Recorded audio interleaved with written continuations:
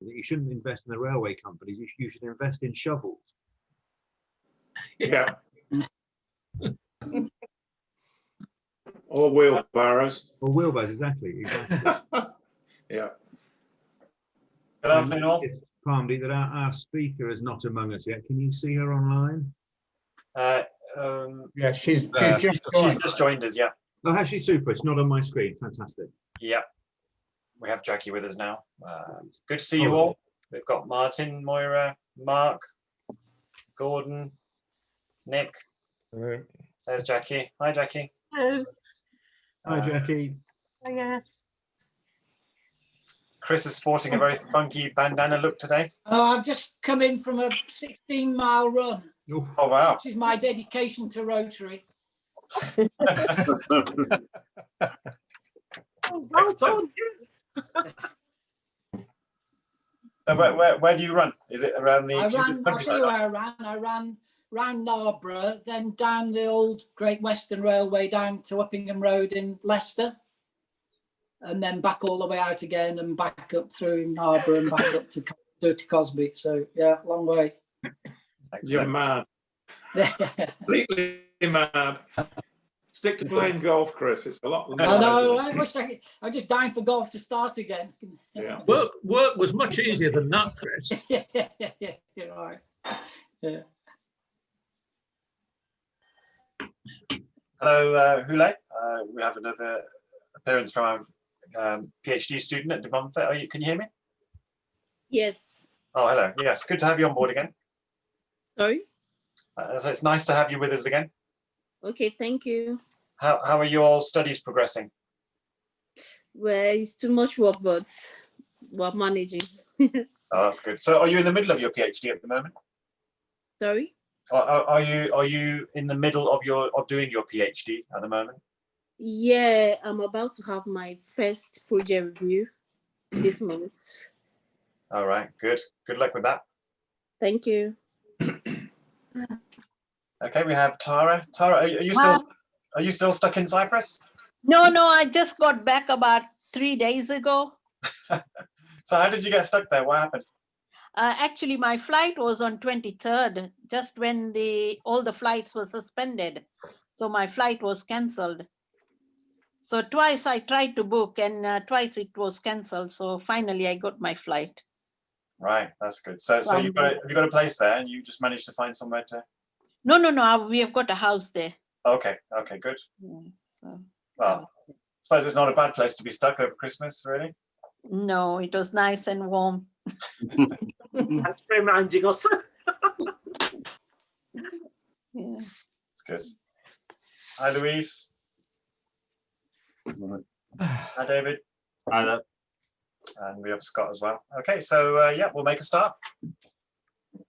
I'm just going to mute everybody as I normally do, and you can unmute yourself from your screen.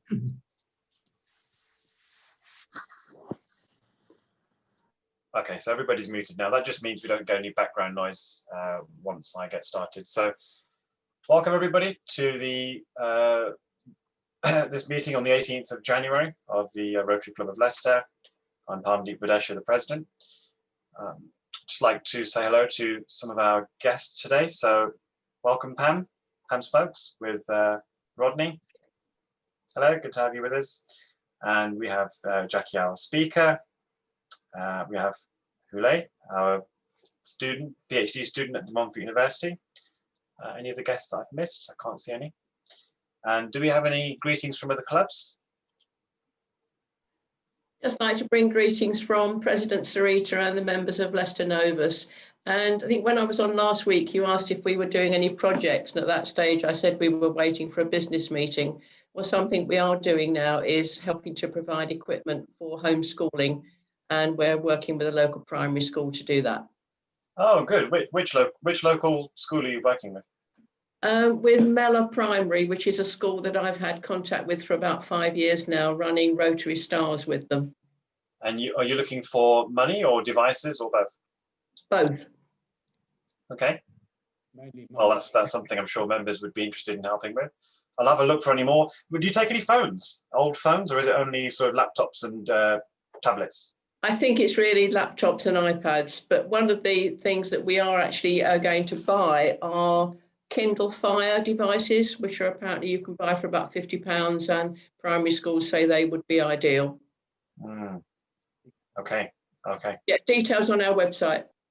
Yeah, great, great, well done, excellent. Okay, any other greetings? All right.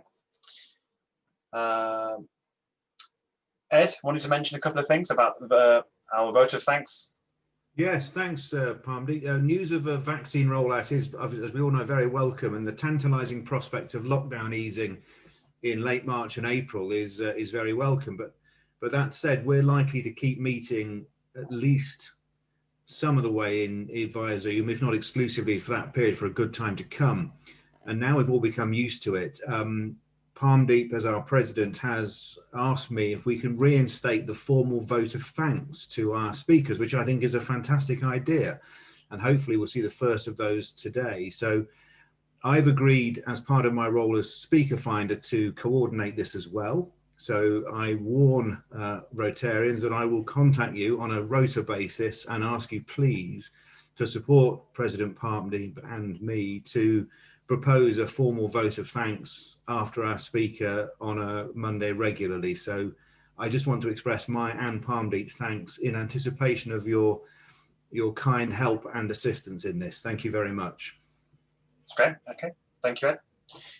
Just going to bring up my little diagram that I've been showing everybody over the last few months, just to kind of explain where we're at with our projects and things. Just give me a thumbs up if you can see that. Yeah, okay, great. So as I've mentioned before, this is sort of the outline, high-level view of what I've been working towards this year. So we're raising money for local food banks. At the moment, we're coming up to, I think we're coming up to quite close to £12,000 now, which is a great achievement. And so what that does is that feeds into, at the moment, we've selected 5 local food banks to support. The food itself comes from Morrison's, the supermarket, and we're able to buy at wholesale prices through the supermarket. And I had a very interesting conversation with the Open Hands food bank, which is one of our food banks. And they said that, and something I didn't anticipate. So I'll quickly explain how the process works. So at the moment, we've raised some money and we're going to use that to purchase food through this scheme in lots of about £550 per lot. And each lot consists of about 80 cases of food. And the food banks are able to log into this particular portal where they can choose the mix of items that they would like for their particular needs, which is great, I think, because I wouldn't want to be choosing. Obviously, they know their needs better than we do. So that's fantastic.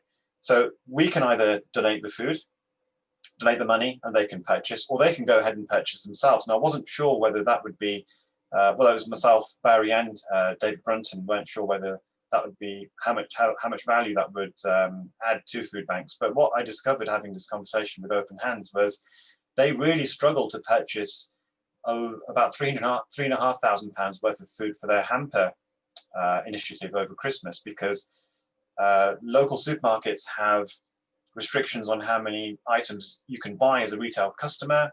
They've got to physically go to the supermarket, wait in line. You can imagine the amount of hassle trying to get £3,500 worth of food and how many trips you've got to make. Then you've got to, I mean, I bought £600 worth of food from Macro for our hamper initiative over Christmas. And I tell you, it took me half the day to get there, put it all in the car and get it back and everything else. So what they really liked about this was they could go themselves with their own funds and purchase the food through the scheme and have it delivered straight to their premises without the limitations that they're facing at the moment. So they really like that. And obviously the price, the pricing is at wholesale prices. So they're getting good prices and a very good service and directly delivered to their premises. So they really found that of value. And what I particularly liked about that was it means the scheme can continue in future years with the food banks being able to operate through the scheme, even if we're not able to support them at the level that we have done this year. So I'm quite pleased with that. and it means as the scheme is able to take on more food banks from other districts, then hopefully they'll all benefit from the economies of scale and bring down the prices of the food even further, which I think is an excellent benefit for everybody involved. So that's the kind of the outline of how that works. Our volunteering, which also, as you can see from the diagram, feeds into the other parts. That's gone really well. We've got our Rotary Club set up with 18 students. The only trouble we've had at the moment is that a lot of flights have been cancelled for foreign students coming back to the UK. So I've been keeping in touch with our the president of our new Rotary Club, and she's back, but many of her friends aren't yet. So we're a bit limited in terms of what we can do until the students are back, hopefully in the next few weeks. Publicity, we're getting lots of social media mentions and things before during Christmas when we had the hamper campaign. That was a very popular initiative and supported very widely and shared amongst friends, family, Rotarians. So very pleased with that, and that's then contributed to our fundraising efforts. So that's really where we are. And if anybody has any questions or comments, please do let me know. So we'll be continuing with that. And I'm just going to stop my sharing. Okay. So, yep, that's pretty much it. If anybody has any questions, please unmute and go ahead. And if not, then I will take any notices from Secretary Barry. Sorry, yes, Rodney, you have a question? Yeah. Are you intending to put the details of these projects onto Rotary Club Central so that they're available, the information is available to all members and just the ones that are able to attend these meetings? And of course, then these projects, which are excellent, will count towards the club being awarded a Rotary citation again, as Chris managed in his year. I had no idea. No, I hadn't even thought of that. So what do I need to do? Go to Rotary Club Central and enter the projects. They can be done by you, or the secretary has access to do that. Oh, that's bad news. And so just by doing that, we earn a citation from documenting what we're doing? Providing they meet the criteria, but I'm sure the projects you're doing are really working towards being acknowledged by Rotary International. Fabulous. Okay, I will make sure I do that. Thank you, Rodney, as always. And do we have any secretary's notices? Yes, I just wanted to mention, following on from Ed Coughlin's talk about us likely to continue online for some time, members of council have been in touch with those members who either haven't joined us online at all or who haven't for quite some time. So we've been in touch with Stuart Almond, Keith Beaumont, Brian Groves, Vince Slark, Keith Smithson, Tara Pankania, who was in Cyprus when we spoke to her, but is here today, Derek Sad and Serge Mazzotta, and all are okay or okay-ish. And I also heard from Don Gleave this morning, who was due to have a new hip last Thursday. On Wednesday, he had his pre-op, and on Thursday, he had a call to say the surgeon was ill. So it was cancelled, which is bad news for Don. So that's it. That's what I wanted to say. Okay, thanks, Barry. Any chairman would like to give any comments? Okay, nothing from a committee chairman and women. Okay, so this week we have our speaker, Jacqui Darlington, giving us an insight into what it's like to be an unpaid carer of a child with Down syndrome. So please take it away, Jacqui, with "No one gave me a job description." Thanks. Thank you very much for inviting me. I'm a full-time carer of my son, who's now 28. I also volunteer with Carers UK. And the reason for me volunteering with Carers UK was because I was becoming quite isolated at home, and I felt I needed to give something back. I gave up work when Joshua was 19, because as he'd gone into college, I could work around school hours, but in college, they only work 3 days. They only go to college 3 days a week. And they have weird days off, weird weeks off and days off, called progress days or progress weeks. And trying to fit a full-time job around that just wasn't working for me. So I ended up giving up work. So I became a full-time carer, but with that, I became quite isolated and depressed because I was also a single parent as well. And, you know, having spoken to my doctor, he kept saying things like, go and get a loaf of bread every day. And I'm like, you don't eat bread that much. A whole loaf lasts us a week. But what he was trying to say is get out the house and do things. So I started thinking the best way for me, living in Rutland where I don't know anybody, I've moved here recently, was to start volunteering. And this is the way I thought I'd do it. But what I'll do now is go back to the story I'm going to tell. I'm going to read it because I get quite emotional talking about it still, because it still does bother me quite a bit. So I'm going to read what I've written, which I wrote for Carers UK some time ago. And it is called No One Gave Me a Job Description.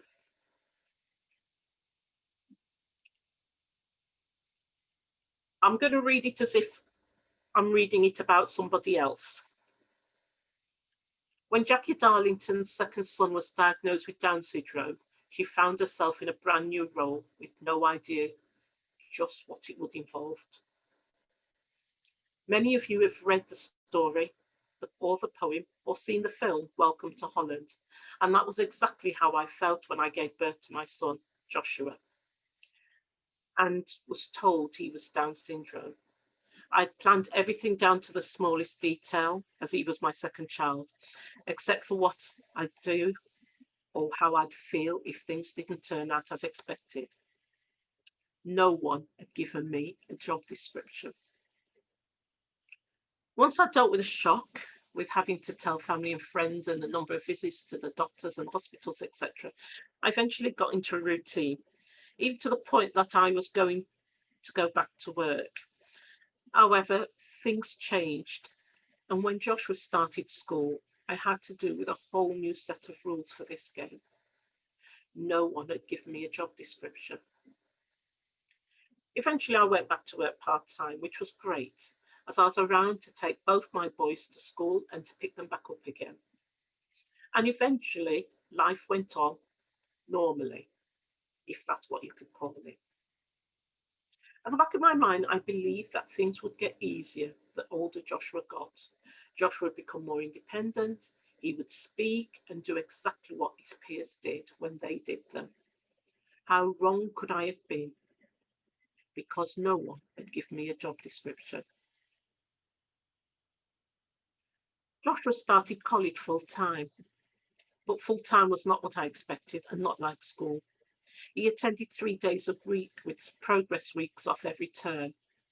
I struggled to maintain a home, be a mom, be a carer, and have a full-time career for just over 6 months before admitting this situation was not working. I'd become ill with the stress of it all. No one had given me a job description. Reluctantly, I gave up work to become a full-time carer. But with that, I had to give up our home, as I could not afford to keep it with no income coming in. This broke me in ways I never thought it would. And it still brings tears to my eyes, because no one had given me a job description. Joshua no longer attends college, but does various things on various days. But I feel that I'm more of a chauffeur, companion, nurse, interpreter than his mum. Even though Joshua has PAs, which are personal assistants, the allotted funding does not equate to the needs he has. I have so many happy memories of Joshua growing up, including him walking at 2 when I was told he wouldn't walk until he was 5. and him telling me he was going to Tesco's for batteries, only to spend £20 getting cheese, sausage rolls, and ham. I could go on and on. Joshua is and always will be my beautiful, handsome son, who I will continue to love, cherish, and adore, even though I never got a job description. But then again, this is no ordinary job. And that was that's just a synopsis of my life for the last 20 years or so. And as carers, we are constantly fighting a battle of the goalposts being moved.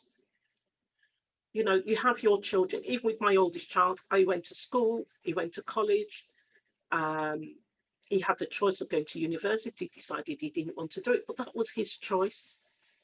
Joshua has no choice. He has what he's told what school to go to. Most people can choose between 3 or 4 schools. He's told what school to go to. He's told what college to go to.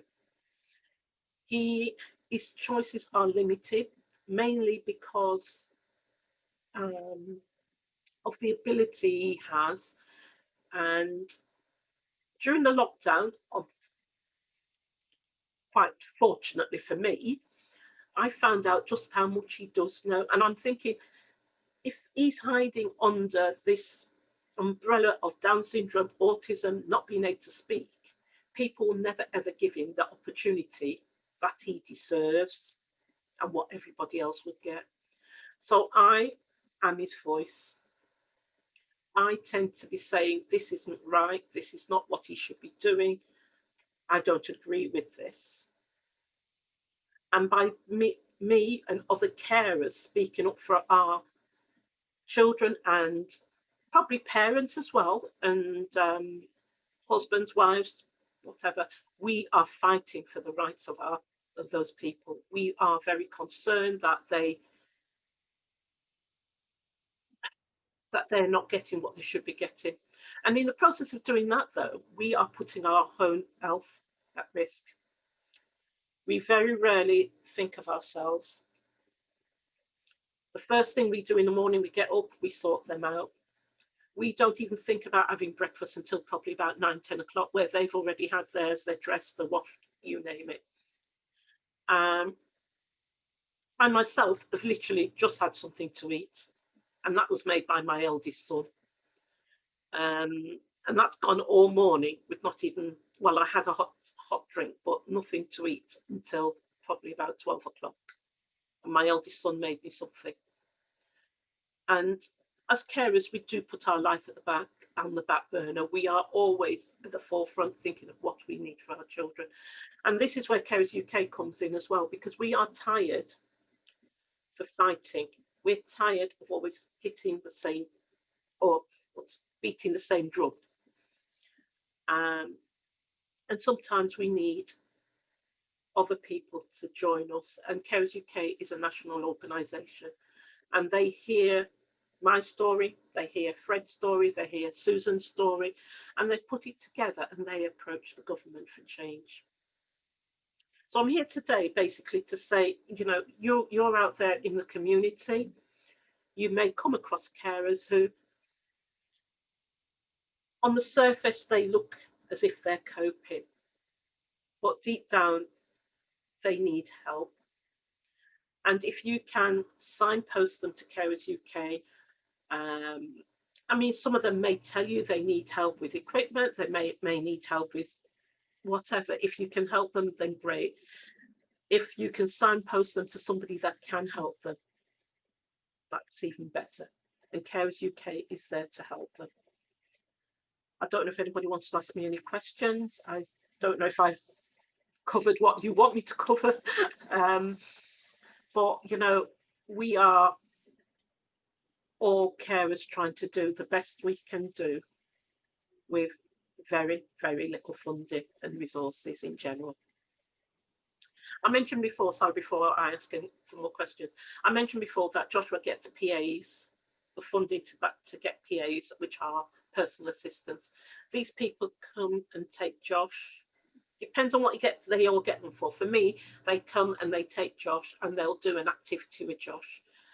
He didn't want to go today, but today he should have gone and done some physical exercise. Now that used to be indoors. Now the reason he doesn't want to go and do it is because it's got to be outside.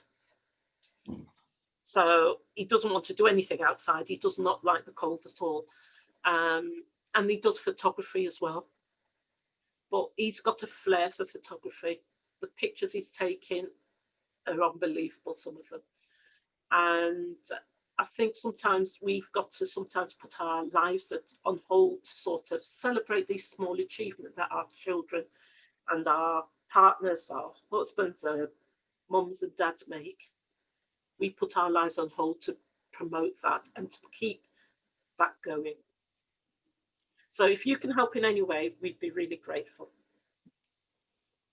Brilliant. Thank you very much. Thank you, Jacqui. The carers I know certainly are the hidden heroes of our community, and you know, you're doing a fantastic job. So just before we take questions, or if any members have questions, please unmute yourself and go ahead. I have a question. You mentioned that Carers UK are approaching government for changes that would benefit carers. Could you tell us a bit more about some of those changes that you're lobbying for, that you really like? They've already lobbied, but they're still trying to get more. The carers allowance that some carers can get, because you can't, not all carers can get this, because if they are working and they earn over a certain amount, then they're not entitled to it. But the ones like myself that was forced to give up work, we get carers allowance. Now the carers allowance works out at something ridiculous like 50p an hour. It is not even the minimum wage. In Scotland, they've upped their carers allowance to fall into line with the minimum wage. England hasn't done that. And that is something that's been done behind the scenes, talking to people all the time, you know, can you up it? Can you give us more money? And they gave us a 50p raise. That's all I can say. They gave us a 50, you know, a couple of pounds more per week. And admittedly, through the pandemic, it is really hard because the government funding is stretched, and we're all aware that things are a lot more difficult than they were before the pandemic. But there's other things they can do as well. It's like putting more support for carers. They're saying that carers' mental health is suffering greatly. Carers do not get the respite and the break away from the person they're caring as much as they should. We are doing a full-time job. Some of us are doing 24 hours, 7 days a week. And nobody works 24/7, but we do. Yeah. And if we are working alongside that, when we go to work, we come back home, we still then working as a carer. We don't get a break. You know, a lot of people have chosen to go back to work to get a break, to try and break the monotony of, you know, feeding, cleaning. And it's not just housework. We're talking about general personal care stuff that some of us have to do. And that sometimes becomes monotonous because, you know, you're talking about a 28-year-old. In my case, my son's 28, and he still struggles with toileting issues. And and he still shouts me, Mom, Mom, and I've got to go and help. He calls his brother's got to go and help. And talking about his brother, I was thinking about siblings as well. Not enough is given, acknowledgement is given to siblings. They take on the caring role sort of naturally. You know, it's part of their life. They don't know any different, and they grow up not knowing any different. And I think sort of acknowledgement needs to be given to the siblings. Okay, thank you. Do you have any questions from members? And if you have a question, please unmute yourself and go ahead. Ed. Yeah, Jacqui, thank you for sharing your story. Very moving. My sister's son, also Joshua, has Asperger's syndrome, and she struggles with respite care because he just doesn't deal with new people terribly well. How does your Joshua cope with that? If you do manage to get some respite care, does he pick the new people quickly? It's really weird because Joshua's got Down syndrome and autism. He was only diagnosed when he was 21 with autism. And the reason that happened was his behaviour escalated. So he's got, on the surface, he's a very sociable child, but underneath he is as scared as anything any of us would be. You know, going for a new job, for instance, you know, we're all petrified. Where Joshua spends all his time in the toilet, he's physically sick meeting new people. On one occasion, I had to go somewhere and I arranged for someone to come and sit with him. And I'd simply said, oh, this person's coming to sit with you. And he said, okay. Next thing I know, he's violently sick and everything else. And I'm thinking, okay, I've got all the minutes, I've got all the paperwork, I've got to go. So the person came and I'm explaining to her that I've got to go and at least take this stuff. If you can sit with him till I come back, even if I've dropped the stuff off and come back. And she said, no, that's fine. And the moment she came through the door, his face changed. When I told him that Faith was coming to sit with him, he had no idea who Faith was. He saw Faith every day, but he didn't know what her name was.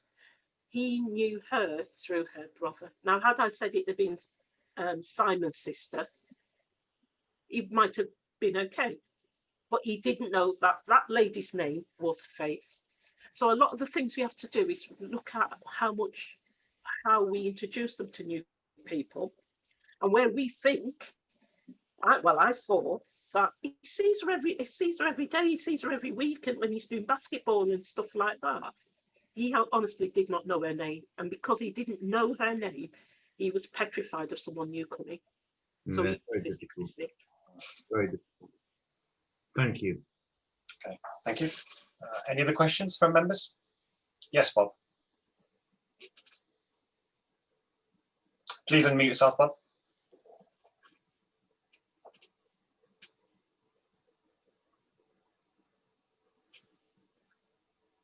No, I've sent you a message. In the bottom left, there should be a little microphone icon, which you can click. There we go.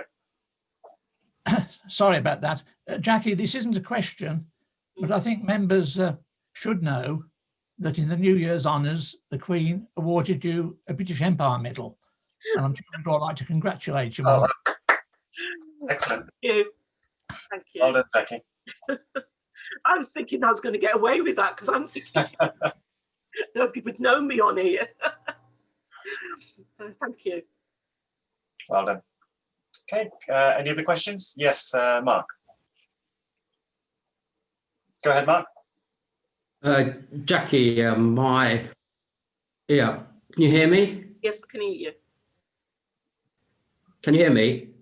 Yes. Yes, I can hear you. Okay, my brother and sister-in-law, they have a little girl, young lady now, who has cerebral palsy and autism. And like you, they're very dedicated to looking after her full time. But what concerns me is that looking into the future, I mean, you're obviously fit and reasonably well at the moment. Surely there's going to come a time when you probably aren't able to look after Josh, just as much as James and Gillian are going to struggle to look after Amy. I mean, what happens when that time arrives? Difficult decisions to make. I've already been asked several times by the social services about putting Joshua in supported living, which is a massive house with ensuite bedrooms and everything else, with one massive lounge and a massive kitchen, but they all have their own bedrooms. And I'm not comfortable with that, and I'm not ready for that. Where other people were and have done that. And it's an individual choice. As also, some of the young people choose to move out. And if they are if they've got mental capacity and can make those decisions, then they can choose to leave home and live independent or semi-independent with support. I have said at Joshua's last review, this came up, and but they were very careful how they worded it until I sort of said, "Oh, you mean if something happens to me, what happens?" And they were like, "Yeah." I said, "Well, I would like him to stay in this house with support." He's quite an independent young man. He gets up in the morning, he makes his own breakfast. If I say to him, "Go and see what there is for lunch," he will go in there and decide, "Oh, well, I want this, I want that." And if it's cheese and ham and he wants a sandwich, he can make that himself. But on some occasions he wants a bacon sandwich. And I learned quite early not to leave him with the cooker. He decided to make a bacon sandwich on that occasion and fill the frying pan full of cooking oil and put the bacon in it. And I was on the phone and I'm thinking, I can smell bacon. I can smell bacon, and raised stuff in it. And lucky enough, it didn't go over the top, but it was a matter of, okay, let's make a good or bad job, Very nice, Josh, but next time tell Mummy that you're going to do this, So we spend even when I'm on the call with you, his brother's downstairs, his brother's on standby, because you never know when they're going to do. And I think it's a matter of when the time comes, whether you're forced to make that decision or whether you can make that decision. That it's a hard one to make. I've even made myself a lasting power of attorney, so that if it comes, because my family are prone to have strokes, as well as the culture as well. So, I've put into place various things that I know that, and the rest of my family knows, his brother knows what I would like. That doesn't mean they're going to abide by it, but they know what I would like. And one of the things I'd like is Josh to stay here with support.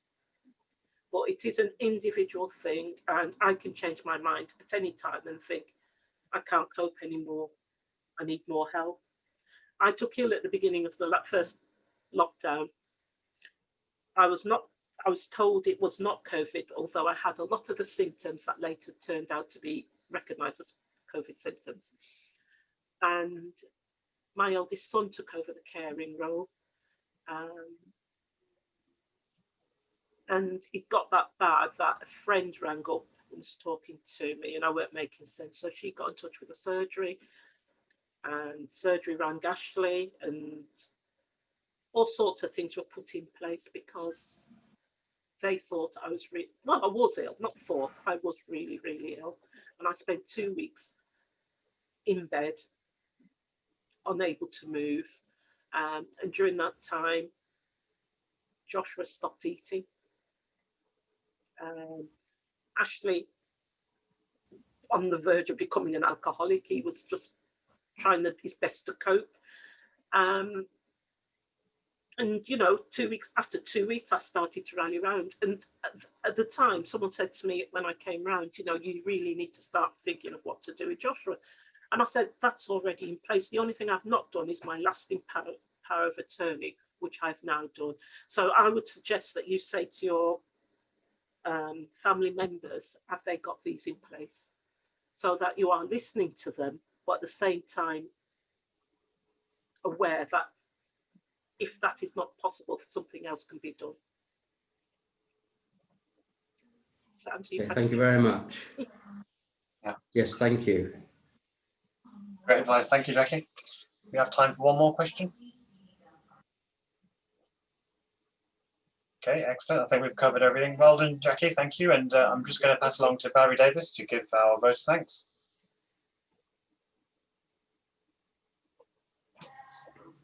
Right. Can you hear me? Yes. You hear me? Good. Well, Jacqui, thank you ever so much for such a vivid and emotional explanation of what it's like to be a parent of a child with a disability. I found your story tremendously powerful. In preparing to give the vote of thanks today, I did some research about you and came across the poem that you mentioned, which I hadn't heard of before, called Welcome to Holland.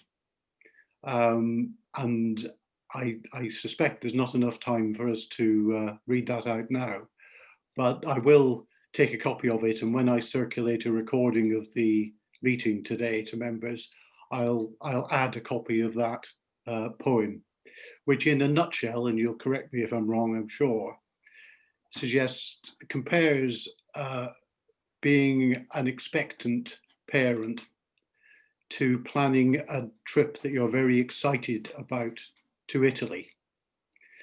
But when the plane lands, you end up in Holland.